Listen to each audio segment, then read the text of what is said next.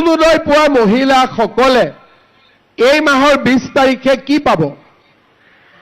কি পাব? এইটো আপোনালোকক কোনে ক'লে? কোনে ক'লে 8,000 পাব বুলি?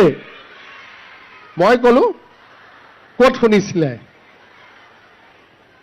তাৰমানে মাহৰ 6 তাৰিখে 10 ল'ব, 20 তাৰিখে আকৌ 8 ল'ব। বাপৰে, সঁচাই পাবনে?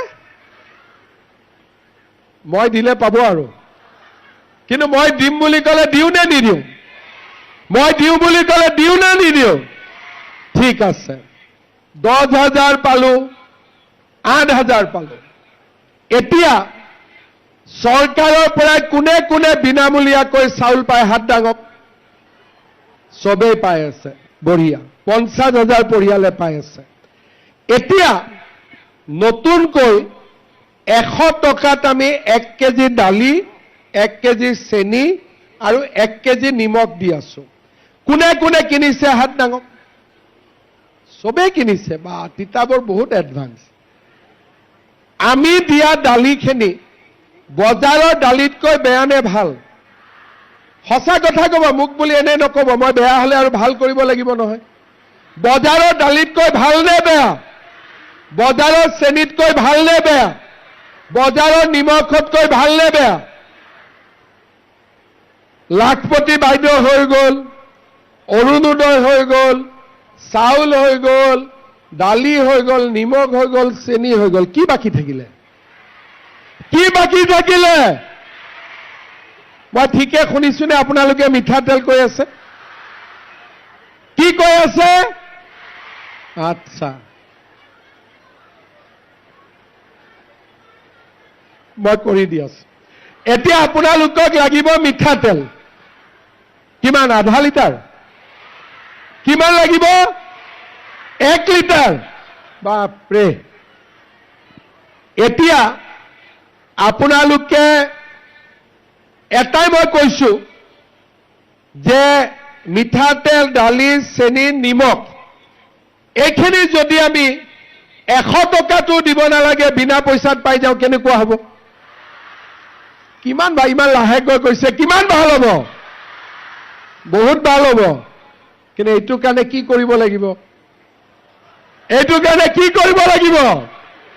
এইটো কাৰণে এবাৰ তিতাবৰত বিজেপিক ভোট দিব লাগিব। দিবনে নিদিব? বঢ়িয়া। তেতিয়াহ'লে দালিও ফ্ৰী হৈ গ'ল, নিমখো ফ্ৰী, তেলো ফ্ৰী আৰু চেনিও ফ্ৰী হ'ব। কিন্তু মোৰ আৰু এটা ইচ্ছা আছে, আৰু অলপ আগত মোৰ ইচ্ছা আছে। আমাৰ ঘৰত কি হয়, আগতে আমাৰ ঘৰত অতিথি আহিলে মাহে ক'লে বহক চাহ খাব। পাকঘৰত গৈ দেখিলে চেনি নায়েই, আকৌ ওচৰৰ মানুহৰ ঘৰত বাতিটো লৈ যাব লাগে। কেতিয়াবা ভিতৰত গ'লো, চাহপাতে নাই বোলে। মোৰ কেতিয়াবা লাগে, সোনকালে নহয়, লাহেকৈ মোৰ ইচ্ছা আছে যে চেনি, দালি, নিমখ, তেলৰ লগত আধা কেজি চাহপাতো দিয়া, যাতে ঘৰত কোনো সমস্যা নাথাকে। এতিয়া ঘৰত কিয় সমস্যা থাকিব নালাগে? তাৰ মূল কাৰণটো হ'ল, যেতিয়া ঘৰত একো সমস্যা নাথাকিব, তেতিয়া আপোনালোকে সকলোৱে লাখপতি বাইদেউ হ'বৰ কাৰণে চেষ্টা কৰিব পাৰিব। নহ'লে গাঁৱত গৈছো, গেলামাল দোকানীয়ে ক'ব, খুৰী, খুৰাক ক'ব দেই গেলামালৰ বাকী আছে। মনটো বেয়া লাগি গ'ল নে নাই? পাকঘৰত গ'লো, বয়ামত বোলে চেনিও নাই, দালিও নাই, মনটো বেয়া লাগে নে নাই? কিন্তু এই সুবিধাখিনি যদি আমি চৰকাৰৰ পৰা পাওঁ, আমি লাখপতি বাইদেউ হ'ব পাৰিম। আমি কিয় লাখপতি বাইদেউ হ'ব লাগে? আজিকালি এখন ঘৰত অকল মতা মানুহজনৰ উপাৰ্জনেদি ল'ৰা ছোৱালীক শিক্ষা দিব নোৱাৰি। খৰচ বহুত। চৰকাৰে বিনামূলীয়া নামভৰ্তি দিছে, নিযুত মইনা আঁচনি দিছে। এই মাহৰ পৰা ল'ৰাৰ পঢ়াৰ খৰচো চৰকাৰে দিব, বাবু আঁচনি। ঠিক আছে? যদি মহিলাগৰাকীৰ উপাৰ্জন হয়, মহিলাগৰাকীৰ ভাল কি ইয়াতে আপোনালোক আহিছে যদি মতা মানুহ ইয়াত আহিলেতেন পুৰুষ আহিলেতেন হোটেলে হোটেলে সব চাহ খালেহেঁতেন ইয়াত আপোনালোকে পিঠা পনা হাতত লৈ আহিব কিন্তু অবাবত টকা খৰচ নকৰে মহিলাক 100 টকা দিলে ঘৰত 100 টকাই গৈ পায় তাত আৰু 70 টকা নহয় এইটো হল আমাৰ মহিলাৰ গুণ সেই কাৰণে মূল লক্ষ্য যে আমাৰ যদি মহিলাসকলৰ হাতত টকা থাকে মহিলাই টকা সদায় লৰা ছোৱালীৰ পঢ়া শুনাৰ কামতে খৰচ কৰিব আৰু মই বহুত দূৰলৈকে ভাবি যে মহিলাৰ ওপৰত ঘৰত কোনো স্বামীয়ে বেয়াকৈ নকক বাহিৰত বেয়াকৈ নকক মহিলাৰ বিৰুদ্ধে অপৰাধ নহওক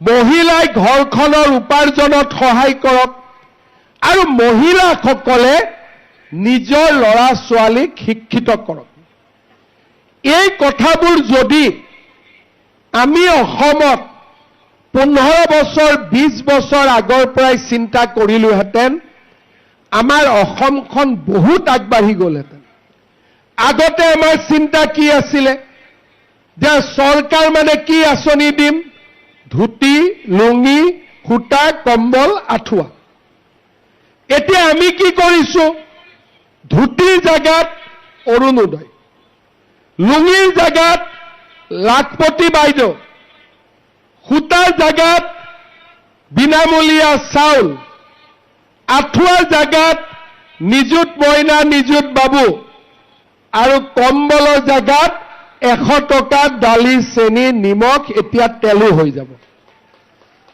এতিয়া আপোনালোকে চিন্তা কৰক মই 2016 চনত তিতাবৰত আহিছিলো খুটা অলপৰ কাৰণে ইয়াত মহিলাসকলৰ যি হুলস্থুল এতিয়া আমি কি কৰো অৰুণোদয় দিও চুপচাপ বেংকত টকাটো সোমাই আহে 8 তাৰিখৰ পৰা হাজবেণ্ডসকলে শুনি থাকে এই মোবাইল চা পইচাটো সোমাল নেকি এটা ঘৰত আনন্দৰ পৰিৱেশ দৌৰা দৌৰি কৰিব নালাগে কোনো ৰাজনীতি কৰা মানুহৰ হাত পাতিব নালাগে ওপৰৰ পৰা দিলো পাই গল এটা 20 তাৰিখে মই দিছপুৰত লাহেকৈ বুটামটো টিপি দিম আপোনালোকে একাউণ্টত টকা সোমাই যাব কোনো মিটিঙত যাব নালাগে লাইন পাতিব নালাগে হুলস্থুল কৰিব নালাগে কাৰো ওচৰত হাত পাতিব নালাগে এনেকে যদি আমি যোৱা 20 বছৰৰ পৰাই কাম কৰি থাকিলোহেঁতেন আজি আমাৰ অসমখন বহুত দূৰ আগুৱাই গ'লহেঁতেন আজি আমাৰ লক্ষ্য কি যে আমাৰ অসমখনক আমি কেনেকৈ আগুৱাই লৈ যাওঁ আগতে ঘৰত ল'ৰা ছোৱালী স্কুলত যোৱা নাই কলেজত যোৱা নাই মাক বাপেকে কয় কিয় কলেজত যোৱা নাই বোলে পঢ়ি কি লাভ হ'ব কিয় বোলে ঘৰত টকা আছে চাকৰি ল'বৰ কাৰণে আমাৰ অসমত চোকা লৰায়ো চাকৰি নাপাইছিলে যদি ঘৰত টকা নাথাকিছিলে অসমত কমসে কম 5,000 উপন্যাস হৈছে যে চাকৰিত টকা নিদিয়াৰ কাৰণে চাকৰি নাপালে হালধীয়া চৰাই বাওধান খাই পৰা আৰম্ভ কৰি 70 বছৰত কিমান লেখনি আছে এতিয়া মাক বাপেকে ল'ৰা ছোৱালীক ক'ব পাৰে যে ভাল কৰি পঢ় ফিল্ডত গৈ দৌৰা প্ৰেক্টিছ কৰ মামাই পুলিচত চাকৰি দিব কোনো 1 টকাও ঘোষ খাব নোৱাৰে এই অসমখন আজিৰ পৰা 20 বছৰ আগতেও আমি নিৰ্মাণ কৰিব পাৰিলোহেঁতেন তেতিয়া আজিৰ দৰে আজি আমি ইয়াত লাখপতি বাইদেউৰ কথা নাপাতিলোহেঁতেন 20 বছৰ আগতেই কামবিলাক হৈ গ'লহেঁতেন